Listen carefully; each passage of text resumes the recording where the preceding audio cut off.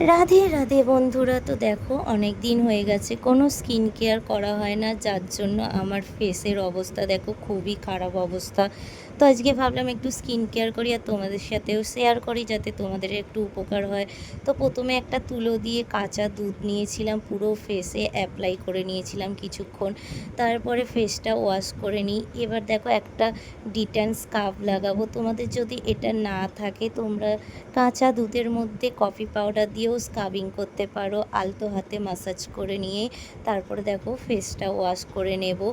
আর ফেসটা ওয়াশের পরে দেখো কতটা তফাৎ, দেখো আগের ফেসের সাথে আর এখন অনেকটা ক্লিন হয়ে গেছে। এবার একটা ফেস প্যাক লাগাবো। তোমাদের পছন্দ মতো তোমরা ফেস প্যাক নিতে পারো, যেটা তোমাদের ভালো লাগে।